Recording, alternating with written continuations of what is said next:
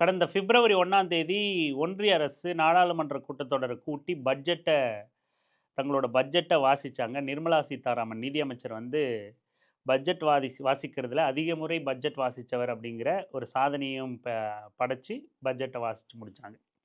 அந்த பட்ஜெட் வாசித்து முடிக்கப்பட்டுச்சு. பட்ஜெட்டோட அறிவிப்புகள் எல்லாம் வந்துச்சு. தமிழ்நாட்டுக்கு இந்திய அளவுல பெரிய எதிர்பார்ப்பு இருக்கு. பட் இந்தியா பெருசா வந்து மற்ற மாநிலங்கள் வந்து இது எல்லாம் பெருசா பொருட்படுத்துறதில்ல. அவங்களுக்கு பெரிய விழிப்புணர்வு இருந்த மாதிரி நமக்கு தெரியல. ஆனா தமிழ்நாடு தொடர்ந்து வந்து தமிழ்நாடு பட்ஜெட்டா இருக்கட்டும், ஒன்றிய பட்ஜெட்டா இருக்கட்டும், பெரிய எதிர்பார்ப்புகள் இருக்கும். அது குறித்தான பரந்து விரிந்த விமர்சனங்களும், விவாதங்களும் வந்து தொடர்ந்து தமிழ்நாட்டுல வந்து நிகழும். எந்த ஒரு அரசியல் நகர்வையும். அப்படி ஒரு அரசியல் பண்பட்ட மாநிலம் வந்து தமிழ்நாடு. அப்படி பட்ஜெட் தாக்கல் செய்யப்பட்டுச்சு. பாஜக கூட்டணியில இருக்கிற கட்சிகள தவிர, பாஜகவ தவிர தமிழ்நாட்டுல அத்தனை கட்சிகளும் வந்து ஒன்றிய அரசோட பட்ஜெட்ட வந்து கடுமையா விமர்சிச்சாங்க. தேர்தல் நடைபெற போகுது 2 மாசத்துல. தேர்தல் நேரத்துல கூட தமிழ்நாட்டுக்கான சிறப்பு கவனம் வந்து ஒன்றிய அரசோட பட்ஜெட்ல இடம்பெறல அப்படிங்கிற கவலையையும், வருத்தத்தையும், கண்டனத்தையும் அனைத்து கட்சிகளும் கம்யூனிஸ்ட் கட்சி உட்பட, திமுக உட்பட, விடுதலை சிறுத்தைகள் கட்சி உட்பட அனைத்து கட்சிகளும் பதிவு பண்ணுச்சு. வழக்கம் போல பாஜக அதன் கூட்டணி கட்சிகள் உருட்டுச்சு. ஆனா, இதுல அன்புமணி வந்து ரொம்ப கூடுதலா வந்து பெரிய இன்டலெக்சுவல் மாதிரியே உருட்டுவார். அன்புமணி வந்து மிக கொடூரமான பாஜகவின் அடிமையா, அன்புமணி மொழியிலேயே சொல்லணும்னா, டயர நக்குனா நக்குவாரு அப்படிங்கிற மாதிரி டயர் நக்கியா வாழ்ந்துகிட்டு இருப்பாரு. ஆனா, பெரிய புத்திசாலி மாதிரி அறிக்கைகள விட்டுக்கிட்டு நியாயப்படுத்துறதுல கொஞ்சம் வல்லமை படைத்தது பாட்டாளி மக்கள் கட்சி. அப்படி அத ஆதரித்து ஒரு அறிக்கை விட்டிருந்தாங்க. ஏன் நம்ம இப்ப பேசுறோம் அப்படின்னா, 2 பார்வைய நம்ம பார்க்க வேண்டியதா இருக்கு. வெறுமனே பாஜக கூட்டணி ஆதரிக்குது, திமுக கூட்டணி அல்லது பாஜக அல்லாத கட்சிகள் வந்து எதிர்க்குது அப்படின்னு மட்டும் இல்லாம, எதன் பொருட்டு உண்மையிலே நம்ம கட்சிக்கு அப்பாற்பட்டு நாம இருக்கோம்ல, பொதுமக்கள் இருக்கோம்ல, அரசாங்கத்தோட திட்டங்கள எதிர்பார்த்து, செயல்பாடுகள எதிர்பார்த்து, நிதி ஒதுக்கீட எதிர்பார்த்து பொதுமக்களாகிய நாம இருக்கோம்ல. அப்ப நாம எந்த பார்வையில அந்த பட்ஜெட் தாக்கல வந்து அணுகுறது. விஜய்க்கு வேணா அதில கருத்து இல்லாம இருக்கலாம். விஜய் கட்சிக்கு பட்ஜெட் அறிவிச்சாங்க அப்படின்னு தெரியாமயே கூட இருக்கலாம். கருத்து கேட்டா எல்லாரும் ஓடி ஒளியலாம். ஆனா பொதுமக்களாகிய நமக்கு அந்த பார்வை வேணும்ல. அதனால முந்தா நேத்து வந்து அண்ணன் திருமா வந்து நாடாளுமன்றத்தில பட்ஜெட் குறித்தான தன்னோட வாதத்த எடுத்து வைக்கிறாரு. கிட்டத்தட்ட ஒரு 5, 5½ நிமிடங்கள் வந்து கடுமையான விமர்சனம் வைத்து பட்ஜெட்ட எதிர்க்கிறோம், கண்டிக்கிறோம் அப்படின்னு சொல்லிட்டு வைக்கிறார். அப்போ இந்த பக்கம் திமுக கூட்டணி எதிர்க்குது. அண்ணன் திருமா கடுமையான வாதங்களையும், பட்ஜெட் வெளிவந்தப்பவே அறிக்கையும் வெளியிட்டு கண்டிச்சிருக்காரு. இந்த பக்கம் பட்ஜெட் வெளியிருந்த உடனே, "இதோ வந்துட்டேன் முதலாளி, இங்க இருக்கேன் முதலாளி" அப்படின்னு சொல்லிட்டு அன்புமணி அதுக்கான ஆதரவு அறிக்கைய வெளியிட்டு வ முடு அ பேசியிருக்காங்க. அண்ணன் திருமா முந்தா நேத்து பேசியிருக்காரு. எது நமக்கான பார்வை? கட்சி கடந்து மக்கள் இந்த பட்ஜெட்ட எப்படி பார்க்கணும்? ஏன்னா, அரசு எடுக்கிற ஒவ்வொரு முடிவும் பாதிக்கப் போவது மக்களைத்தான். அப்போ மக்களுக்கு அரசாங்கத்தோட அத்தனை நிலைப்பாடுகள்லயும், பட்ஜெட் நிதி ஒதுக்கீடுலயும் ஒரு பார்வை வேணும்ல. அந்த பார்வைய நாம இங்க விவாதிக்கத்தான் இந்த பதிவு. இப்போ அன்புமணி பேசியிருக்கிறதையும், அண்ணன் திருமா பேசியிருக்கிறதையும் ஒரு ஒரு பார்வையில நாம விவாதிச்சுட்டு, அவங்க என்ன சொல்லியிருக்காங்கங்கிறத பார்த்துட்டு, அதிலிருந்து நாம ஒரு நிலைப்பாட்டுக்கு வருவோம். முதல்ல அன்புமணி ஒரு அறிக்கை வெளியிட்டிருக்காரு. அத தாண்டி அவர் பட்ஜெட்ட குறித்து எங்கேயும் பேசல. நாடாளுமன்றத்தில அவர் எம்பியா இல்ல. அதனால அங்க போய் பேச முடியாது. எம்பியாவே இருந்தாலும் அவர் நாடாளுமன்றத்துக்கு போற அளவுக்கு அவருக்கு நேரம் கிடையாது. ஆக அறிக்கைய விட்டதோட அவரு பட்ஜெட்ட குறித்து முடிச்சுக்கிட்டாரு. அந்த அறிக்கைய நான் மேலோட்டமா சொல்றேன் பாருங்க. முதல்ல நாடாளுமன்றத்தில் அன்னைக்கு பட்ஜெட் நடந்த அன்னைக்கு 1ஆம் தேதி அவர் வெளியிட்ட அறிக்கை. நாடாளுமன்றத்தில் இன்று தாக்கல் செய்யப்பட்ட 26, 27ஆம் ஆண்டுக்கான நிதிநிலை அறிக்கையில் தமிழ்நாட்டின் வளர்ச்சிக்கு வழிவகுக்கும் வகையில் பல்வேறு திட்டங்கள் அறிவிக்கப்பட்டிருக்கின்றன. நாடு முழுவதும் வேலை வாய்ப்புகளையும் பணப்புழக்கத்தையும் அதிகரிக்கும் வகையில் நடப்பு ஆண்டில் மூலதன செலவுகளுக்கு ஒதுக்கீடு சுமார் 10% உயர்த்தப்பட்டிருப்பது வரவேற்கத்தக்கது. முதல் பாயிண்ட், மூலதன செலவுகளுக்கு 10% நிதியை ஒதுக்கியிருக்காங்க, அதனால வரவேற்கிறோம்னு முதல் பாயிண்ட்டை சொல்லி ஆரம்பிக்கிறாரு. அந்த மூலதன செலவு என்ன அப்படிங்கிறத நம்ம அடுத்து பேசுவோம். அடுத்து என்ன சொல்றாரு? 2026, 27ஆம் ஆண்டுக்கான மத்திய பொது நிதிநிலை அறிக்கை நாடாளுமன்ற மக்களவையில் நிர்மலா சீதாராமன் அவர்கள் தாக்கல் செய்தார். அதில் தமிழ்நாட்டுக்கு குறிப்பா கவனிக்க வேண்டிய பாயிண்ட். அதில் தமிழ்நாட்டுக்கு ஏராளமான திட்டங்கள் அறிவிக்கப்பட்டிருப்பது மகிழ்ச்சி அளிக்கிறது அப்படின்னு அந்த இன்ட்ரோக்கு அப்புறமான தன்னோட முதல் வார்த்தை ஆரம்பிக்கிறது. நிர்மலாஜி தாக்கல் செய்த நிதிநிலை அறிக்கையில தமிழ்நாட்டுக்கு அள்ளி கொட்டிட்டாங்க திட்டங்களை. நாங்க வரவேற்கிறோம். ரொம்ப சந்தோஷமா இருக்கியா, மகிழ்ச்சியா இருக்கியா அப்படின்னு சொல்லிட்டு அறிவிச்சிருக்காரு. தமிழ்நாடு உள்ளிட்ட தென் மாவட்டங்களில் உள்ள அந்த தமிழ்நாட்டுக்கு ஏராளமான திட்டங்கள் அறிவிச்சிருக்காங்க, மகிழ்ச்சி அளிக்குதுன்னு சொல்லிட்டார்ல. அப்போ அந்த திட்டங்களை பட்டியலிடணும்ல. அவர் பட்டியலிட்டிருக்கிற தமிழ்நாட்டுக்கு ஏராளமான திட்டங்களை ஒதுக்கி இருக்கிறத அவரே சொல்றத கேளுங்க. என்ன திட்டம் அப்படின்னு.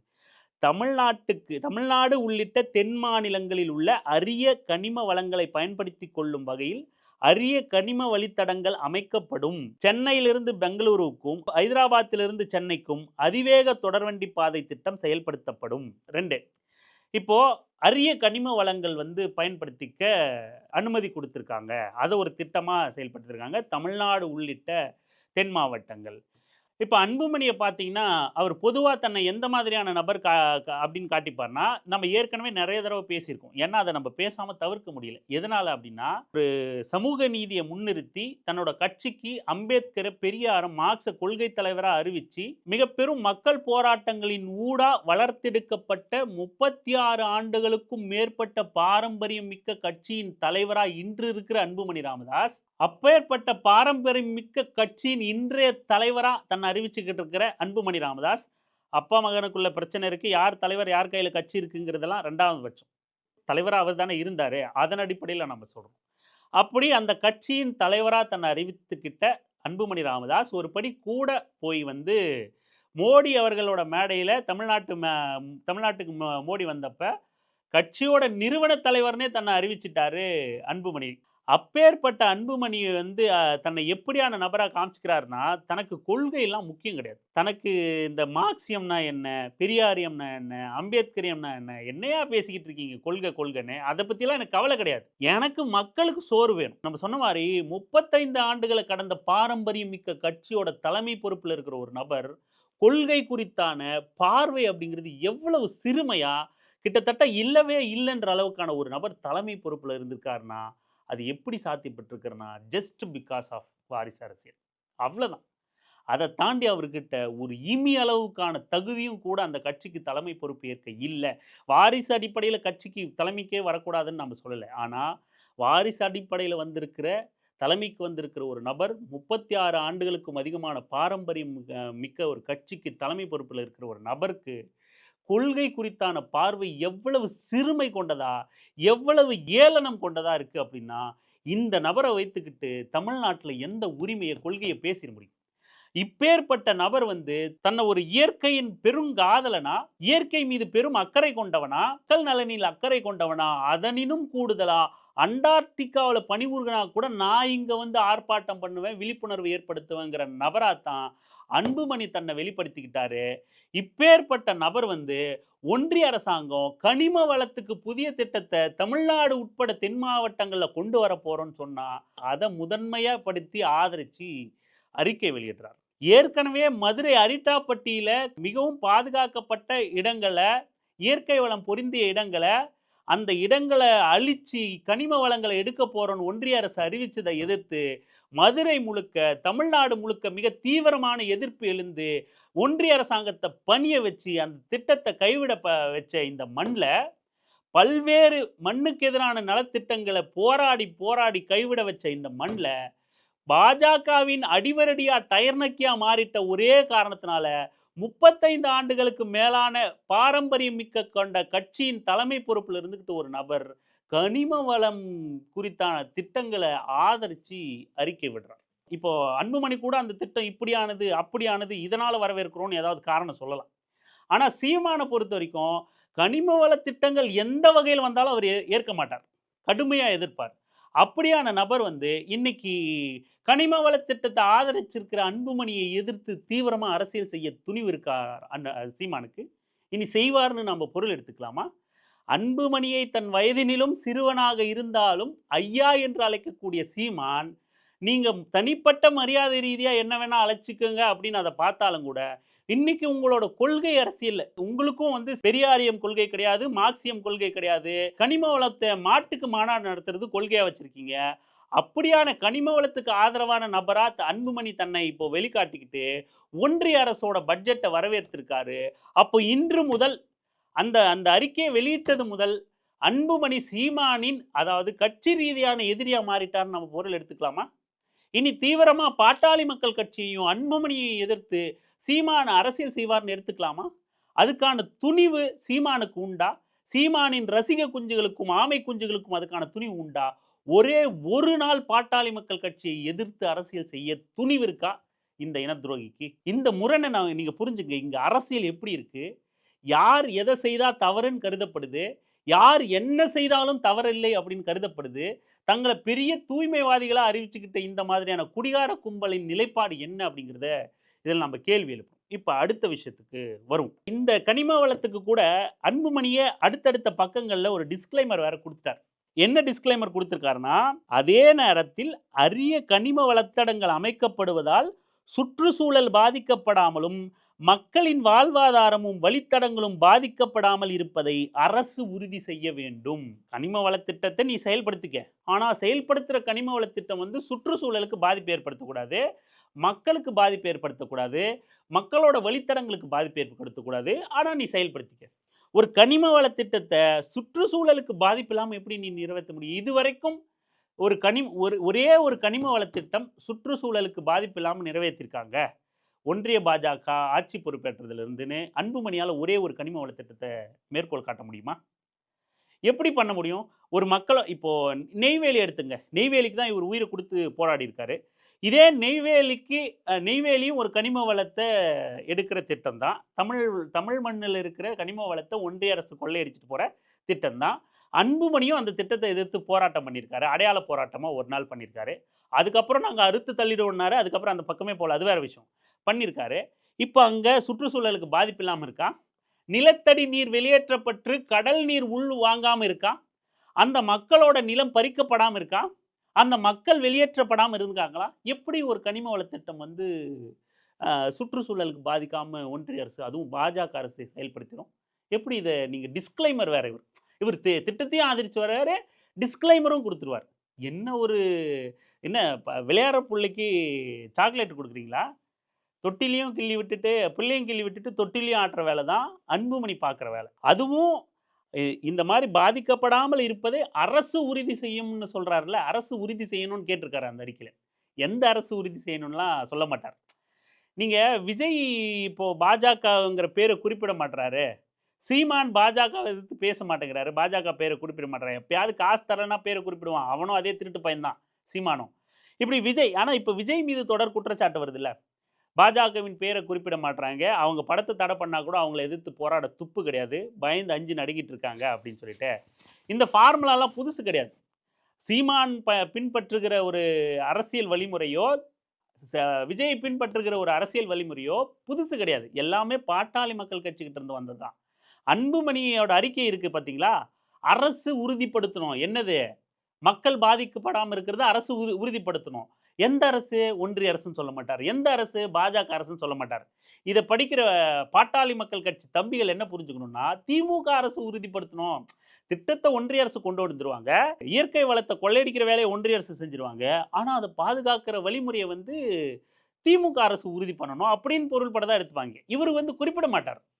இவர் வந்து எந்தெந்த வகையில எல்லாம் வார்த்தைகள் எல்லாம் திமுகவை இலக்கு வைக்கணுமோ வைப்பார். நீங்க திமுகவை ஆக்கப்பூர்வமா விமர்சனம் வைங்க. அதில நமக்கு பொருட்டு இல்ல. ஆனா இது இது என்ன வகையான விமர்சனம் இது? ஆக விஜயோட வழிமுறை வந்து ஒண்ணும் புதுசு கிடையாது. அது அன்புமணி கிட்ட இருந்து வந்த வழிமுறை தான் அப்படிங்கிறத நாம தெளிவா புரிஞ்சுக்கணும். அடுத்து வாங்க. இது வந்து 2 திட்டம் தான். அடுத்து வாங்க. சென்னையிலிருந்து ஹைதராபாத், சென்னையிலிருந்து பெங்களூர் அதிவிரைவு ரயில் திட்டம் அப்படின்னு சொல்லிட்டு. இது வந்து தமிழ்நாட்டுக்கு மட்டுமான திட்டமா? இப்ப நீங்க சென்னை டூ ஹைதராபாத், சென்னை டூ பெங்களூர்ன்னு சொல்றதுனால வந்து இது தமிழ்நாட்டுக்குன்னு சொல்லிக்கலாம். இப்ப நீங்க போய் கர்நாடகாவுல இருந்து சொல்றீங்கன்னு வச்சுங்களேன், பெங்களூர் டூ சென்னை அதிவிரைவு ரயில் திட்டம் உங்களுக்காக கொண்டு வந்திருக்கோம் அப்படின்னு சொல்லிக்கலாம். ஹைதராபாத்துக்கு போய் நின்னுட்டு சொன்னா, ஹைதராபாத் டூ சென்னை அதிவிரைவு ரயில் திட்டம் உங்களுக்காக கொண்டு வந்திருக்கோம் சொல்லிக்கலாம். அப்ப இதுல என்ன தமிழ்நாட்டுக்கான ஏராளமான திட்டங்கள்? இப்போ இது வந்து குறிப்பிட்ட தமிழ்நாட்டுக்கான திட்டமா இது? அப்படியா இது? இதே மதுரையில மெட்ரோ ரயில் திட்டம் வேணும். கோயம்புத்தூர்ல சென்னைக்கு அடுத்து மிக தீவிரமான வளர்ச்சி கொண்ட ஒரு நகரமா கோயம்புத்தூர் இருக்கு. கிட்டத்தட்ட சென்னைக்கு ஈக்குவலா வளர்ந்து வந்துகிட்டு இருக்கு. தொழில் நகரமா இருக்கு. மதுரையிலயும் கோயம்புத்தூர்லயும் மெட்ரோ ரயில் திட்டம் வேணும் அப்படிங்கிற அத்தனை தரவுகளையும் கொடுத்து மெட்ரோ ரயில் திட்டத்துக்கு ஒப்புதல் கேட்டு அனுப்புனா முதல்ல சரின்னு சொல்லிட்டு அதுக்கப்புறம் அதை மறுத்துட்டு அது குறித்து எந்த ஒரு வார்த்தையுமே எந்த ஒரு நிதி பங்கீடுமே இந்த நிதி ஒதுக்கீட்டுல பட்ஜெட்ல அறிவிக்கலன்னா இது இது அறிவிச்சிருக்க வேண்டியது தமிழ்நாட்டுக்கான பட்ஜெட்டா இல்ல சென்னை டு பெங்களூர் சென்னை டு ஹைதராபாத் இது தமிழ்நாட்டுக்கு மட்டுமான திட்டமா? எது தமிழ்நாட்டுக்கு மட்டுமான திட்டம்? ரயில்வேக்கு நிதி ஒதுக்கப்பட்டிருக்கு. 7% 10% உயர்த்தி வழங்கப்பட்டிருக்கு. ஆனா, அது தமிழ்நாட்டுக்கு ஒதுக்கப்பட்டிருக்கா அப்படிங்கிறது தான் கேள்வி. தமிழ்நாட்டுக்கு உட்புற தமிழ்நாட்டுல ரயில்வே திட்டங்கள செயல்படுத்த ஏதாவது ஒன்றிய அரசு நிதி ஒதுக்கி இருக்கான்னா? இல்ல. இன்னிய வரைக்கும் நில கையகப்படுத்தலன்ட்டு சப்ப காரணம் சொல்லிக்கிட்டு இருக்கு. அமைச்சர்கள் எல்லாம் பதில் குடுத்துட்டு இருக்காங்க. 100% நாங்க வந்து எங்க இவங்க திட்டங்களுக்கு கேட்குறாங்களோ, அங்க எல்லாம் நிலத்த கையகப்படுத்தி குடுத்துட்டோம். எங்கேயுமே பெண்டிங் இல்ல. இவங்க வேலை செய்றது தான் பெண்டிங்ல இருக்கு அப்படின்னு சொல்லிட்டு திமுக அரசு சார்புல சொல்றாங்க. ஆக இப்படி சென்னை டூ பெங்களூர், சென்னை டூ ஹைதராபாத்த தமிழ்நாட்டுக்கான திட்டமா வந்து அ பெருமை கொள்றாரு அன்புமணி. முதல் திட்டம் தமிழ்நாட்டுக்கான திட்டம்னு அறிவிச்சுட்டு, முதல் திட்டம் கனிம வள திட்டத்த மனமுவந்து உவகை கொண்டு மகிழ்ந்து வரவேற்கிறாரு. 2வது திட்டம் ரயில் திட்டம். தமிழ்நாட்டுக்கே இல்லாத ரயில் திட்டத்த வரவேற்று இவரு பேசுறார். அதுக்கடுத்து பழவேற்காடு ஏரியில் சுற்றுலாவை இது இப்ப நம்ம படிக்க போறத கவனிங்க. இது தமிழ்நாட்டுக்கு எவ்வளோ மிக உயர்ந்த திட்டமா அறிவிச்சிருக்காங்கன்னு இவர் சொல்றாருன்றத கவனிங்க. இப்ப படிக்க போறத முழுசா படிச்சிர்றேன் பாருங்க. அந்த தமிழ்நாட்டுக்கான திட்டத்த மட்டும். பழவேற்காடு ஏரியில் சுற்றுலாவை மேம்படுத்தும் வகையில் 3 இடங்களில் பறவைகளை பார்வையிடும் மையங்கள் அமைக்கப்படும். முந்திரி உற்பத்தியை ஊக்குவிக்கும் வகையில் பல திட்டங்கள் செயல்படுத்தப்படும். தமிழ்நாட்டில் அது அடுத்து அடுத்து வரேன். இந்த 2 பாயிண்ட் மட்டும் சொல்லிடுறேனே. பழவேற்காடு ஏரியில சுற்றுலாவை மேம்படுத்த 3 வகையில பறவைகளை பார்வையிட ஒரு திட்டத்தை வச்சிருக்காங்க. இது மிக சிறப்பான தமிழ்நாட்டு அந்த திட்டத்தினால தான் இன்னைக்கு தமிழ்நாட்டோட வளர்ச்சியே நின்றுருக்கு. அப்போ ஒரு சுற்றுலா திட்டம் வந்து பறவையை பார்வையிடுறதுக்கு கொண்டு வர போறாங்க. இது மாதிரியான திட்டம் வந்து இதுவரைக்கும் இந்த 15 ஆண்டுகள்ல மோடி அரசே செயல்படுத்த முடியாத திட்டத்த அறிவிச்சிருக்காங்க. அடுத்த பாருங்க முந்திரி உற்பத்தி இந்த வார்த்தையை கவனிக்கணும். முந்திரி உற்பத்தியை ஊக்குவிக்கும் வகையில் பல திட்டங்கள் செயல்படுத்தப்படும். என்ன திட்டம்னு அவருக்கே தெரியாது. அப்படி சொல்லிக்கணும்ல. ஏன்னா அந்த பக்கம் இந்த சேலம், இந்த பண்ருட்டி இந்த பக்கம்லாம் போனா முந்திரி விவசாயம் அதிகம். அத வச்சு தான் நம்ம தங்கர் பச்சானே நாடாளுமன்ற தேர்தல்ல உருட்டிக்கிட்டு இருந்தார். அந்த பழத்த கசக்கி பிழிஞ்சு சாப்பிட்டு, "இங்க பாருங்க எவ்வளோ சுவையா இருக்கு.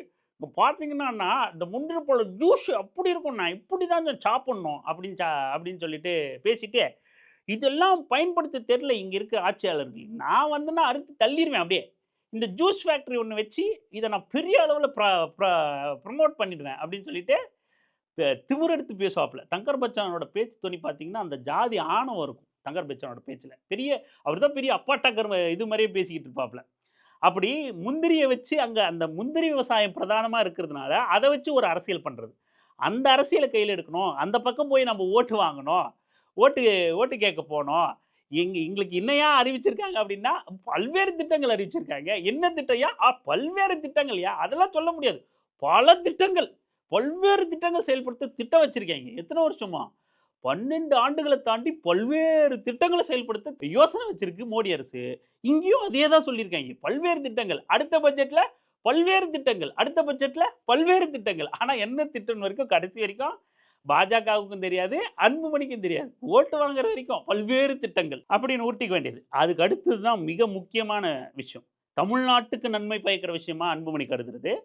தமிழ்நாட்டில் ஜவுளித்துறையை ஊக்குவிக்கும் வகையில் ஒருங்கிணைந்த திட்டம் செயல்படுத்தப்படும் அப்படின்னு. இதுலயும் என்ன திட்டம்னு சொல்லல. ஆனா, இதுல நம்ம முக்கியமா கேள்வி கேட்க வேண்டியது அன்புமணிய பார்த்து, பாஜகவ பார்த்து, தமிழ்நாட்டுல திருப்பூர்ல ஜவுளித்துறைங்கிறது வந்து மிக பிரதானமானது. அதேபோல பட்டு உற்பத்தி அதனோடதும் மிக பிரதானமானது.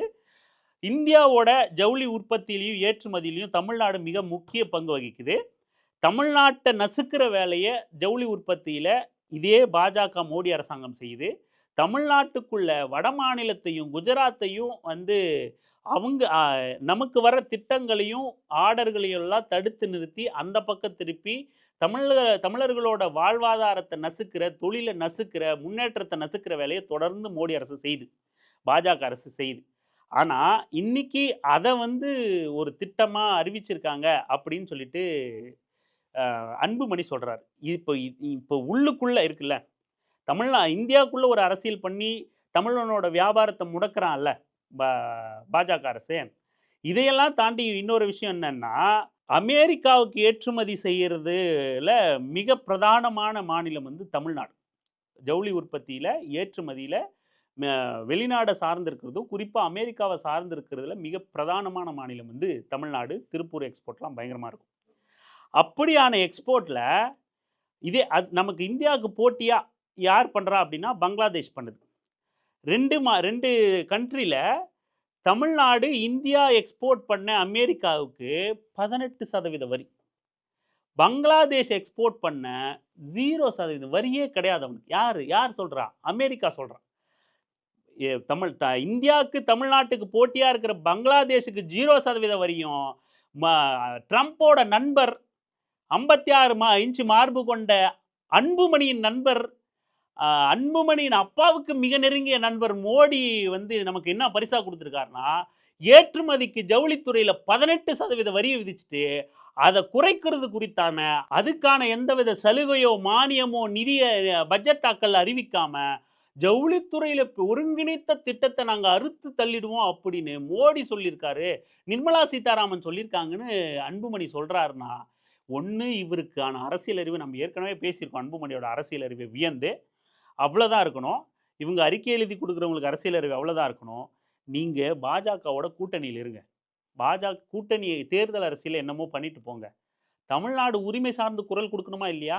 தமிழனோட தொழில் நசுக்கப்படுறதும், வாழ்வாதாரம் நசுக்கப்படுறதும், ஏற்றுமதி நசுக்கப்படுறதும், ஏற்கனவே இந்திய பார்ப்பனியத்தால தமிழர்கள் தொழில் முனைவோரா வர்றது தடுக்கப்பட்டிருக்கிறதும் குறித்து கேள்வி எழுப்பணுமா இல்லையா?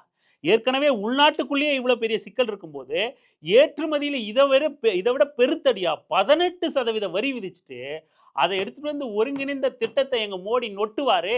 அவருக்கு டயர் நக்கியா இருக்கிற நான் அதை பெருமையா பேசுவேன் அப்படின்னு அன்புமணி அறிக்கை விட்டா, இதை விட கேவலம் என்ன இருக்கு? வன்னிய மக்கள் புரிஞ்சுக்கணும்.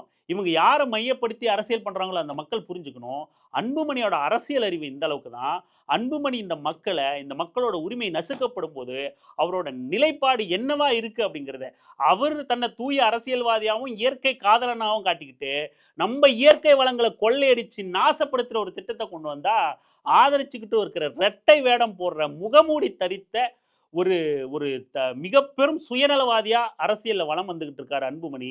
அவர் உதாரணத்தின் பேர்ல தான் இங்க பல பேர் அரசியல் பண்ணிக்கிட்டு இருக்காங்க அப்படிங்கிறத நாம புரிஞ்சுக்கணும். அடுத்து வரும். அதுக்கடுத்து ஒவ்வொரு மாவட்டத்திலும் குறைந்தது ஒரு மகளிர் விடுதி அமைக்கப்படும். பொதிகை மலையில் மலையேற்ற சுற்றுலா திட்டம் அமைக்கப்படும். ஆதிச்சநல்லூரில் கலாச்சார மையம் அமைக்கப்படும் என்பன உள்ளிட்ட ஏராளமான திட்டங்கள் நிதிநிலை அறிக்கையில் அறிவிக்கப்பட்டுள்ளன. இந்த திட்டங்கள் தமிழ்நாட்டின் வளர்ச்சிக்கு வழிவகுக்கக்கூடியவை ஆகும் அப்படின்னு சொல்லிட்டு நமக்கு இது வரவேற்று அறிவிச்சிருக்கார். இப்போ இந்த ஆதிச்சநல்லூர் கலாச்சார மையம், அதுக்கப்புறம் ஒவ்வொரு மாவட்டத்திலும் மகளிர் விடுதி.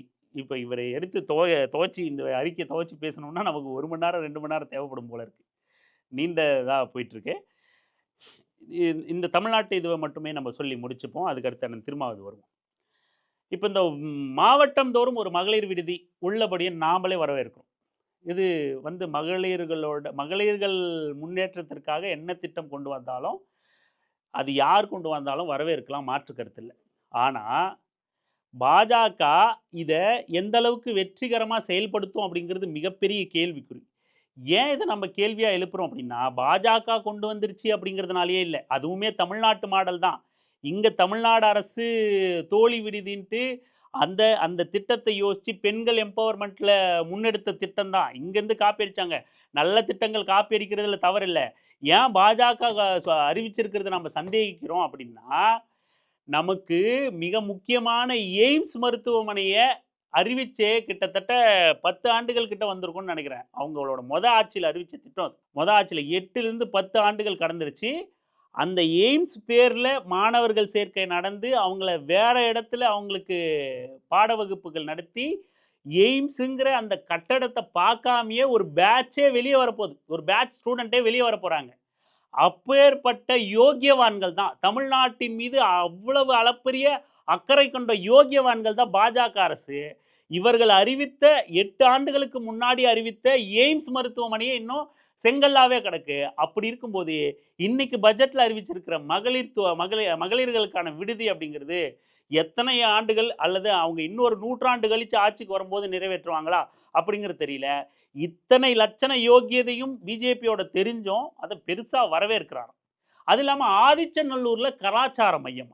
முதல்ல கீழடி அறிக்கையை அங்கீகரிக்க யோகியதை இருக்கா பாஜக அரசுக்கு? தமிழன் தான் மூத்த இனம், தமிழன் தான் இந்த உலகத்துக்கான இரும்பையை கண்டுபிடிச்சு தந்தான் அப்படிங்கிற அறிக்கையை இன்னைய வரைக்கும் இந்திய அரசு அங்கீகரிக்காம இருக்கு. தமிழ்நாட்டு அளவுல பல அழுத்தங்கள் கொடுக்கப்பட்ட போதிலும், பல விமர்சனங்கள் எழுந்த போதிலும், அகழ்வாராய்ச்சியாளர் ராமகிருஷ்ணன் அவர்கள் வந்து கடுமையான நெருக்கடிகளுக்கு மத்தியிலும் வந்து மிக சிறப்பான அறிக்கையை நாங்க தயார் பண்ணியிருக்கோம். அதுல ஸ்பெல்லிங் மிஸ்டேக் இருந்தா சொல்லு மாத்துறேன். அறிக்கையை மாத்த முடியாது. அப்படின்னு அறிக்கையை மாத்த அழுத்தம் கொடுத்துக்கிட்டு இருக்கு ஒன்றிய அரசு. தமிழன் தான் இந்த இந்த நாட்டோட மூத்த இனம், நாகரிகம் அடைந்த இனம் அப்படிங்கிறத அங்கீகரிக்க 15 லட்சம் வருஷத்துக்கு முன்னாடி தமிழன் இந்த மண்ணில் வாழ்ந்திருக்கான், நாகரிகம் கொண்ட ஒரு இனமா வாழ்ந்திருக்கோம் அப்படிங்கிறத அங்கீகரிக்க துப்பில்லாத ஒன்றிய அரசு ஆதிச்சநல்லூர்ல கலாச்சார மையத்தை நீ கொண்டு வர போறியா? எங்களோட அடையாளமான கீழடியை முதல்ல அங்கீகரி நீ. அதை இல்ல கேட்டிருக்கணும் அன்புமணி. நீங்க கூட்டணியில என்ன வேணா இருந்துட்டு போ. தேர்தல் அரசியலுக்கு காலில் கூட விழுந்துட்டு டயரை நக்கிக்கிட்டு இரு. அதை பத்தி எங்களுக்கு கவலை இல்லை. தமிழன் உரிமை சார்ந்து நீ குரல் கொடுக்கணுமா இல்லையா? தமிழன் உரிமைக்கு இந்த இந்த கீழடிய காலடியில போட்டு நசுக்கிட்டு இருக்கான். அது குறித்து எந்த இடத்துலையும் கேள்வி எழுப்பாத அன்புமணி வந்து ஆதிச்சநல்லூர் கலாச்சார மையம் அறிவிப்புன்னு பெயரளவில் ஒரு அறிவிப்பு வந்த உடனே நம்மளோட நம்மளோட வரலாற்று தரவுகளை அழிச்சு போட்டு என்னத்தை நீ கலாச்சார மையம் அமைக்க போற? அந்த கலாச்சார மையத்திலையும் எப்படி ஆரிய பார்ப்பன சமஸ்கிருத பண்பாட்டை திணிக்கலாம் அப்படின்னு தானே நீ முயற்சி பண்ண போற? அதை வரவேற்றுக்கிட்டு உட்காந்துக்கிட்டு இருக்காரு. இன்னும் வந்து இன்னும் ஒரு 2-3 பக்கத்துக்கு அந்த அறிக்கை நீளுது, அன்புமணியோட அறிக்கை. இதுவே நமக்கு கிட்டத்தட்ட 1/2 மணி நேரம் ஆயிட்டதுனால அதை நம்ம தவிர்க்க முடியும். ஏன்னா ஒவ்வொன்றத்தையும் வச்சு கிளின்னு கிளிக்கணும்னா இன்னும் நமக்கு 1 மணி நேரம் தேவைப்படும். அதுக்கடுத்து தொடர்ச்சியாக சில திட்டங்களை அவர் குறிப்பிட்டிருக்காரு. தமிழ்நாட்டுக்கான மிகப்பெரிய திட்டங்கள், மகிழ்ச்சி திட்டங்கள் அப்படின்னு சொன்னார்ல, அது இது வரைக்கும் தான். அதற்கு பிறகு இந்திய அளவில் அறிவிச்சிருக்கிறதெல்லாம் அவர் சொல்லி பெருமைப்பட்டுக்கிறார். ஏன்னா கூட்டணியில் இருக்கணும், டயரை நக்கணும். அந்த டயரை நக்கிறதுனால அதை ஒரு 2 பக்கத்துக்கு அறிக்கை போட்டு கூட்டணியில் இருக்கும் அப்படிங்கிறத காட்டியிருக்கார். இப்படி தான் வந்து அன்புமணியோட அறிக்கை வந்து நிர்மலா சீதாராமன் பாஜக ஒன்றிய அரசோட அறிக்கை பட்ஜெட் தாக்கில் வரவேற்று இருக்கு. இப்போ நம்ம இப்போ அண்ணன் திருமாவோட அறிக்கைக்கு வருவோம். அவர் முந்தா நேற்று பார்லிமெண்ட்டில் பேசியிருக்காரு. அந்த பட்ஜெட்டை விமர்சித்து பேசியிருக்காரு. பட்ஜெட் தாக்கல் பண்ண உடனே அவரும் எக்ஸ் தளத்தில் அறிக்கை விட்டு கண்டிச்சிருக்காரு. மொத்தமாக நான் வந்து உங்களுக்கு சொல்லிடுறேனே, அண்ணன் திருமாவோட பட்ஜெட் குறித்தான விமர்சனத்துக்கு போகிறதுக்கு முன்னாடி இன்னொரு விஷயத்தை பதிவு பண்ணிட்டு நம்ம நகர்றோம். என்னென்னா முந்தா நேற்று பட்ஜெட் குறித்தான விமர்சனத்தை வைக்கிறாரு. நேற்று வந்து கடந்த ஜூன் மாதம், போன வருஷம் ஜூன் மாதம் வந்து புதுடெல்லியில் மதராசி முகாம் குடியிருப்புகள் வந்து அகற்றப்பட்டுச்சு. பெரிய பரபரப்பாக பேசப்பட்டுச்சு. தமிழர்களோட குடியிருப்பை பாஜக அரசு புதுடெல்லியில் இடித்து அகற்றுச்சு. அந்த மக்கள் இன்னிய வரைக்கும் வீடற்று தவிச்சு வராங்க. அப்படிங்கிறதுனால கிட்டத்தட்ட 181 தமிழ் குடும்பத்தினருக்கு உடனடியாக தற்காலிக குடியிருப்பை வழங்கணும் அப்படின்னு சொல்லிட்டு கோரிக்கை வச்சு ரயில்வே துறை அமைச்சர் அஸ்வினி வைஷ்ணவ் கிட்ட ஒரு கோரிக்கை கடிதத்தை விடுதலை சிறுத்தைகள் கட்சி சார்பாக டெல்லியில் அறிஞர் ரவிக்குமாரும் எம்பி ரவிக்குமாரும் தோழர் திருமாவும் சேர்ந்து ஒரு கோரிக்கை கடிதத்தை கொடுத்துருக்காங்க. தொடர்ச்சியாக வந்து தமிழர்கள் நலனில், இந்திய அளவில் தமிழர்கள் நலன் எப்படி பேசப்படணும் அப்படிங்கிறதுல பல்வேறு விஷயங்கள், இடஒதுக்கீடு விவகாரங்களில், தமிழர் உரிமை சார்ந்த விஷயங்களில், மாநில உரிமை சார்ந்த விடயங்களில் வந்து விடுதலை சிறுத்தைகள் கட்சி வந்து கன்சிஸ்டண்ட்டாக தொடர்ச்சியாக வந்து தங்களோட குரலை பதிவு பண்ணிக்கிட்டே இருக்காங்க, கோரிக்கைகளை வைத்துக்கிட்டே இருக்காங்க. தேவைப்படும் நேரங்களில் ஆர்ப்பாட்டங்களையும் போராட்டங்களையும் செஞ்சுக்கிட்டே இருக்காங்க. அதுக்கு ஒரு சிறந்த உதாரணம் தான் இது. பெரிய அளவில் பேசப்படலை, பெரிய அளவில் செய்தி ஆகலை. அவங்க விளம்பரத்துக்காக எதையும் பண்ணுறதும் கிடையாது. அவங்க இதை பண்ணிகிட்டு இருக்கோம் அப்படின்னு அவங்க எக்ஸ்தலத்தில் பதிவு பண்ணுறதோடு சரி, செய்தி நிறுவனங்கள்லாம் பெருசாக எடுத்து பேசுகிறதும் கிடையாது, விவாதிக்கிறதும் கிடையாது. வேறு யாராவது இதே அன்புமணி போகிறதே இல்லை, போன 2-3 நாள்லையாவது ஏதாவது ஒரு மக்கள் நலன் சார்ந்து, மாநில உரிமை சார்ந்து, தமிழ் மக்கள் உரிமை சார்ந்து, மாநில சுயாட்சி சார்ந்து இத்தனை ஆண்டுகள் வந்து எம்பியாக இருந்திருக்காரு. ஒரு கோரிக்கையை ஒரு அமைச்சர்கிட்ட வச்சுருப்பாரா? ஒரு கோரிக்கை, ஒரே ஒரு கோரிக்கை. தனிநபர் மசோதா கொண்டு வரலாம்.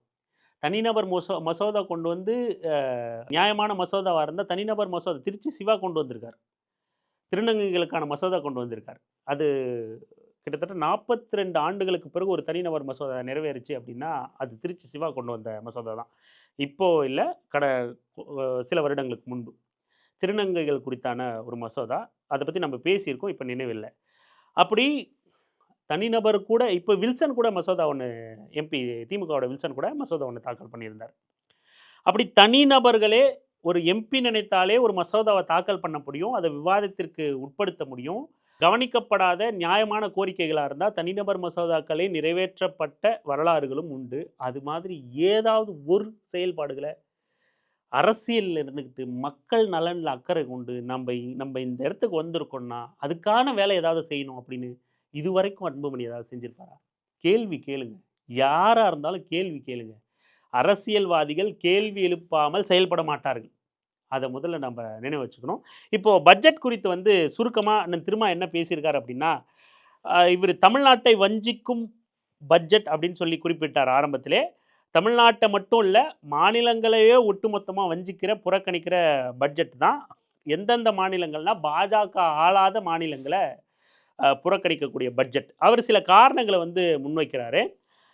தமிழ்நாட்டுக்கு இந்த பட்ஜெட்ல எந்த திட்டமும் அறிவிக்கப்படல. அன்புமணி ஒரு பட்டியலே போட்டார். பெரிய பட்டியல்.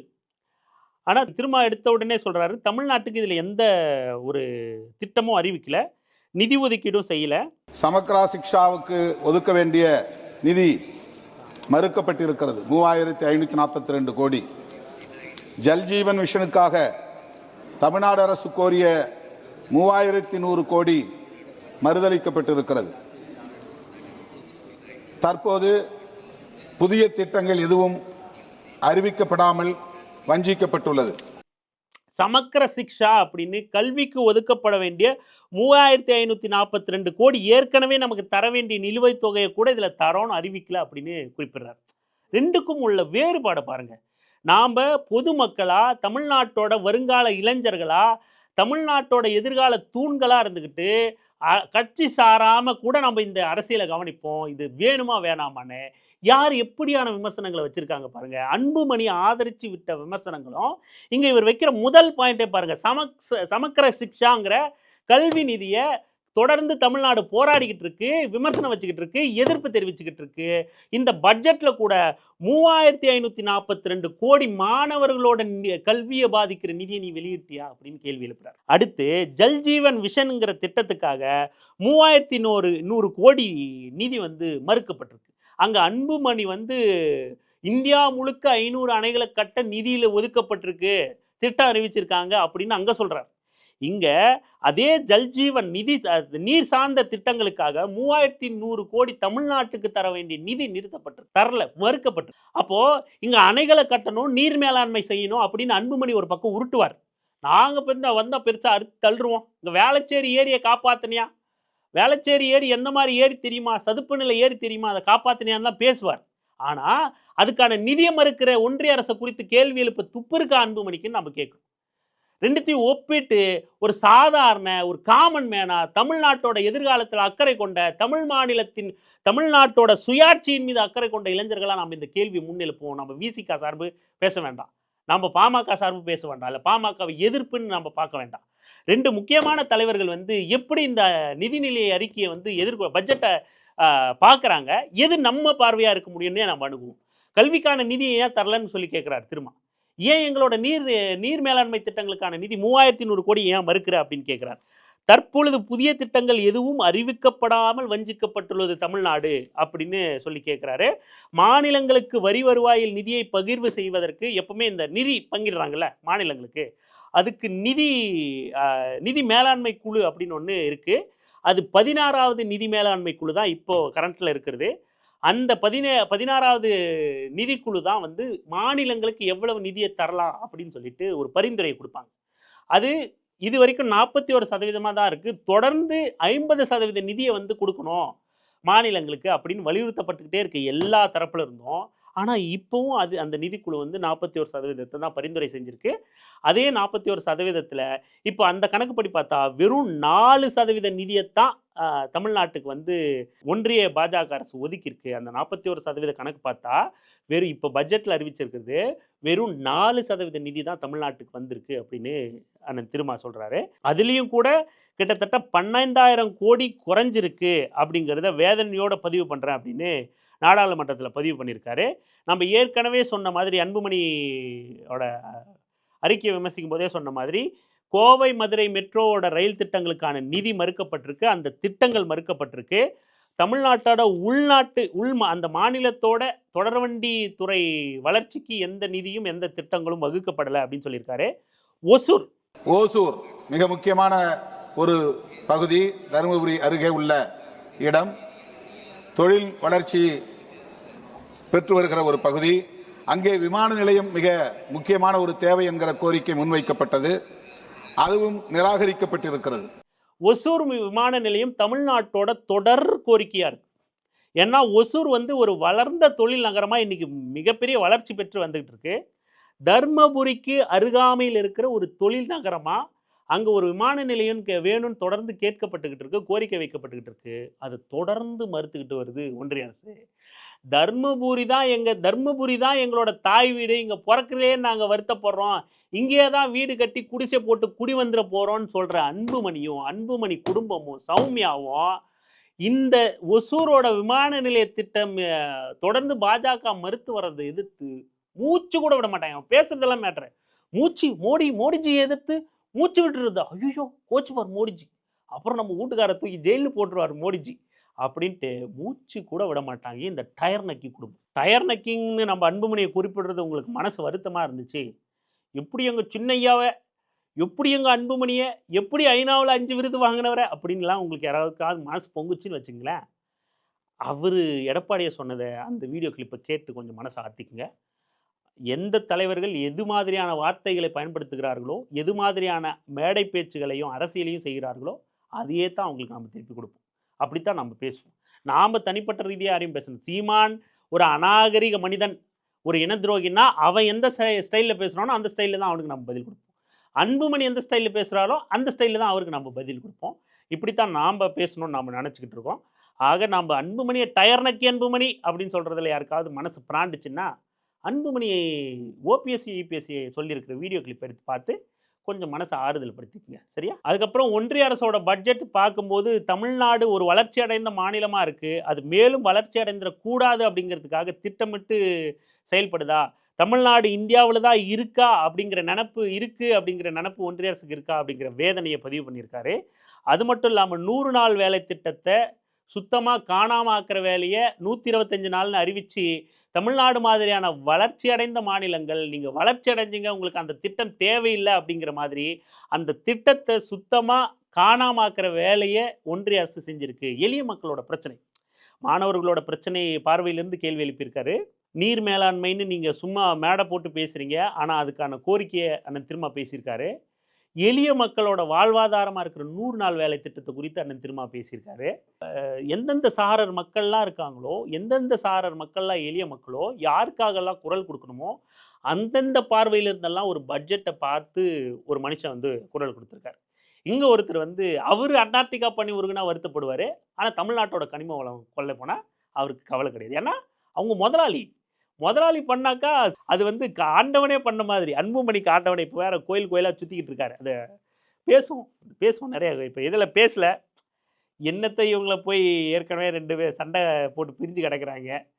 பலமில்லாத ஒரு நபர்களை வலுவாக இருக்கணும்ல, யாராவது எதிர்க்கணும் அப்படின்னா வலுவில்லாத நபர்களை நம்ம என்ன பேசுறது அப்படிங்கிறதா கடந்து போயிட்டுருக்கோம். அதுக்கப்புறம் இறுதி 2 பாயிண்ட்டை மட்டும் அவர் பேசின சொல்லி நான் முடிச்சிடுறேன், நேரம் ரொம்ப ஆயிடுச்சு. பீகாரில் தேர்தல் வந்துச்சு. பீகாரில் தேர்தல் வந்தப்போ அப்படியே ஐயோ நம்ம வீட்டு விசேஷங்க, இதடு அண்டாவேடு குண்டாவேடு பந்தல் போடு அப்படின்னு நம்ம ஒரு நடக்கும்ல, அந்த மாதிரி ஐயோ பீகார் தேர்தல் வந்துருச்சுங்க அப்படின்னு பல ஆயிரம் கோடி நிதியை ஒதுக்குறது, பெண்களுக்கான திட்டங்களை அறிவிக்கிறது, பெண்களுக்கு நேரடியாக வங்கி கணக்கில் 10,000 ரூபாய் போடுறது அப்படின்னு பல விஷயங்களை பீகார் தேர்தலில் செஞ்ச இதே பாஜக மோடி மோசடி அரசாங்கம் தேர்தல் கணக்கை பார்த்து கூட தமிழ்நாட்டுக்கு எந்த திட்டங்களையும் அறிவிக்கல, தேர்தலுக்காக கூட. அப்படின்னா என்ன அர்த்தம்?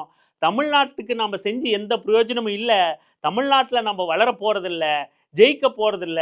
அதனால தமிழ்நாட்டுக்கு நம்ம தேர்தலை கணக்கிட்டு கூட எந்த திட்டங்களையும் அறிவிக்க தேவையில்லை அப்படின்னு பாஜக மோடி அரசாங்கம் செயல்பட்டிருக்கு அப்படிங்கிற குற்றச்சாட்டை முன்வைக்கிறாரு.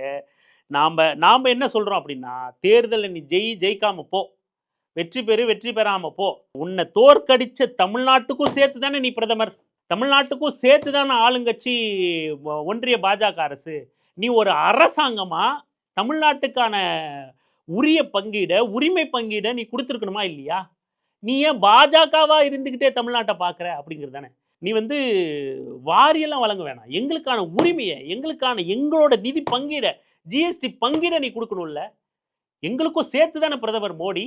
அப்புறம் ஏன் மறுக்கிற? அப்போ தமிழ்நாடு இந்தியாவுக்கானது இல்லையா? ஒத்துக்குதா பாஜக? டெல்லி அதை தான் அனுமதிக்குதா? தமிழ்நாட்டை இந்தியாவோட சேர்த்துக்கலையா நீங்கள்? அப்போ அதுக்கு ஏதாவது ஒரு முடிவுக்கு வாங்க, ஏதாவது ஒன்று சொல்லுங்க. அதுக்கப்புறம் இறுதியாக இதுதான் அன்புமணிக்கு ஹைலைட்டான பாயிண்ட்டு, அதை திரும்ப விமர்சிச்சிருக்காரு.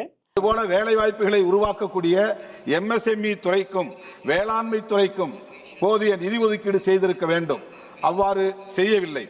தமிழ்நாட்டோட தொழில் மூலதனமாக இருக்கிற, வேலைவாய்ப்பின் மூலதனமாக இருக்கிற தமிழ்நாட்டுன்னு இல்லை, இந்தியா முழுக்க எம்எஸ்எம்இ சிறு குறு தொழில் நிறுவனங்கள் மோடி ஆட்சியில் மிக பயங்கரமாக ஒடுக்கப்பட்டுச்சு. 70,000த்திற்கும் மேலே சிறு குறு தொழில் நிறுவனங்கள், தொழிற்சாலைகள் இழுத்து மூடப்பட்டுச்சு. மோடியோட மோசமான கொள்கையால், மோசமான பொருளாதார கொள்கையால். அது மட்டும் இல்லாமல் இளைஞர்களோட வேலை வாய்ப்பு மிகப்பெரிய கேள்விக்குறியாச்சு. தொழிலாளர் சட்டங்கள் மிக கடுமையாக ஒடுக்கப்பட்டுச்சு. வேலை பாதுகாப்பின்மை ஆயிடுச்சு. இங்கே இளைஞர்கள் எல்லாம் நிரந்தரமற்ற, நிச்சயமற்ற வேலையினால கிக் தொழிலாளர்களாக மாற்றப்பட்டிருக்காங்க. கிக் தொழிலாளர்கள்னா நிச்சயமற்ற வேலை, ஒரு எதிர்காலம் இல்லாத வேலை, ஃபுட் டெலிவரி பண்ணுறது, ஆன்லைன் ஆர்டர்ஸ் டெலிவரி பண்ணுறது, ஃப்ரீலான்சர்ஸாக எடிட் ஒர்க் பண்ணுறது, இந்த மாதிரியான தொழில்களில், நிச்சயமற்ற தொழில்களில், ஒரு நிரந்தரமற்ற தொழிலில் இளைஞர்கள் ஈடுபடுத்தப்பட்டு அவங்களுக்கு தொழில் நிச்சயம் அப்படிங்கிறதே இன்றைக்கி ஒன்று இல்லாமல் இருக்குது.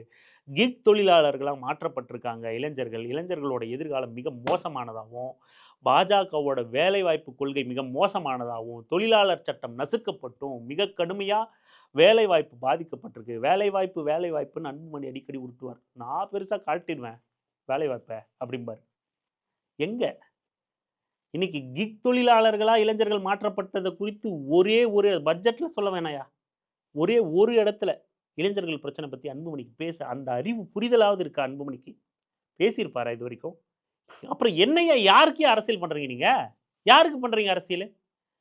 நீங்கள் மாணவர் பிரச்சனையும் பேச மாட்டீங்க, பொதுவான மக்கள் பிரச்சனையும், கனிம வள பிரச்சனையும் பேச மாட்டீங்க, எதிர்த்து குரல் கொடுக்க மாட்டீங்க. தொழிலாளர் சட்டம் கொண்டு வந்தாலும் அதை பற்றி பிரச்சனை கிடையாது உங்களுக்கு. யாருக்கு தான் நீங்கள் அப்புறம் இளைஞர்களோட எதிர்காலம் கேள்விக்குள்ளாகிக்கிட்டு இருக்கு, அது குறித்து உங்களுக்கு பிரச்சனை கிடையாது. ஆனால் 10 புள்ளி வந்ததுன்னே கிக் தொழிலாளர்களே எல்லாம் போயிடுவாங்க, அப்படி தானே? ஜாதிவாரி கணக்கெடுப்பு எடுத்து 10.5% உள்ளிட ஒதுக்கீடு கொடுத்த உடனே இந்தியா முழுக்க கிக் தொழிலாளர்களுங்கிற நிச்சயமற்ற தொழிலில் இருக்கிற இளைஞர்களே இல்லாமல் போயிடுவாங்க, அப்படி தானே அன்புமணியோட நிலைப்பாடு? இது குறித்து என்றைக்காவது ஒரு நாள் வாய் திறந்து பேசியிருப்பார் அன்புமணி? இதை மிக முக்கியமான கேள்வியாக அண்ணன் திருமா எழுப்பியிருக்காரு. இது போன்ற ஒரு வருஷத்துக்கு 2 கோடி வேலைவாய்ப்பை உருவாக்குவேன் அப்படின்னு மோடி அரசு உத்தரவாதம் கொடுத்து கிட்டத்தட்ட இன்னைக்கு 12 ஆண்டுகள் அவங்க ஆட்சியை முடிச்சிருக்காங்க.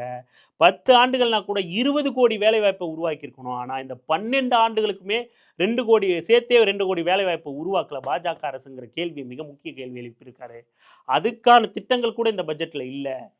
பணப்புழக்கங்கள் அதிகரிக்க, ரூபாய் மதிப்பு வரலாறு காணாத வீழ்ச்சி அடைஞ்சிருக்கு, பணப்புழக்கங்கள் மக்கள் மத்தியில் குறைஞ்சிருக்கு. இதை சரி செய்கிற மாதிரியான திட்டங்களும் அதை நம்ம இன்னும் எளிமையாக புரிஞ்சுக்கணும் அப்படின்னா, இந்த பட்ஜெட் தாக்கல் செய்த அன்னைக்கே பங்கு சந்தை மிக கடுமையாக வீழ்ச்சி அடைஞ்சிச்சு. அதிலிருந்தே புரிஞ்சுக்கலாம் இந்த பட்ஜெட் எப்படியான பட்ஜெட் அப்படிங்கிறத குறிப்பிட்டு அண்ணன் திருமா அறிக்கையும் நாடாளுமன்ற விவாதத்திலையும் பேசியிருந்தார். அன்புமணிக்கு பட்ஜெட் மூலதன நிதி ஆதாரம் அதிகப்பட்டாங்களாம். போன தடவை 11 லட்சம் கோடி கொடுத்தாங்களா, இந்த தடவை 12 லட்சம் கோடி கொடுத்துட்டாங்களா. அதனால் மக்கள்கிட்ட சரமாரியாக பணம் புழங்க போதியா? இந்தியாவே அப்படியே மேலே மேலே மேலே மேலேன்னு போகுது. முன்ன 11 லட்சம் கோடி நிதி அறிவித்து, மூலதன ஆதார நிதி அறிவித்து எல்லாத்தையும் செலவு பண்ணி முடிச்சிட்டாங்க. இப்போ 12 லட்சம் அறிவிச்சிட்டாங்க. வேறு லெவல், இந்தியா மாறப்போகுது அப்படின்றார். 11 லட்சம் அறிவிச்சாங்கல்ல, செலவு பண்ணி முடிச்சிட்டாங்கல்ல, நீங்கள் தானே சொல்கிறீங்க. அப்போ நம்ம கடந்த ஆண்டு வரைக்கும் நம்மக்கிட்ட பணம் புழங்கி தள்ளிச்சா? இந்தியாவோட கட்டமைப்புகள்லாம் மிக உயர்ந்த தரத்தில் மாற்றிட்டாங்களா? 11,00,000 கோடிக்கு மாறாத இந்தியா 11,00,000 கோடிக்கு புழங்காத பணம் 12,00,000 கோடி அறிவிச்சதுன்னு புழங்கிருமா? என்ன பார்வை இது? இளைஞர்களே, கட்சி சார்போ சார்பில்லையோ, பாமக விசிக ஆதரவோ எதிர்ப்போ, நாம தமிழ்நாட்டோட இளைஞர்களா எதிர்காலத்தை பார்க்கணும், இந்த மண்ணோட எதிர்காலத்தை பார்க்கணும், இந்த நாட்டோட எதிர்காலத்தை பார்க்கணும் அப்படின்னா எது நமக்கான பார்வை அப்படிங்கிறத இதிலிருந்தே நீங்க முடிவு பண்ணியிருக்க முடியும். இந்த இந்த இந்த பட்ஜெட்டை நம்ம ஏற்கிறதா, எதிர்க்கிறதா, விமர்சிக்கிறதா, கேள்விக்குள்ளாக்குறதா அப்படிங்கிறத இந்த 2 ஒப்பீடுல இருந்தே முடிஞ்ச அளவுக்கு உங்ககிட்ட புரிதலை ஏற்படுத்தியிருக்கோம் இந்த பதிவு அப்படின்னு நம்ம நம்புறோம். எது நமக்கானது அப்படிங்கிறத நீங்களே முடிவு பண்ணீங்க. தொடர்ந்து பேசலாம், தொடர்ந்து இணைந்திருங்கள் அரசியல் வெங்காயம் சேனலுடன். நன்றி, வணக்கம்.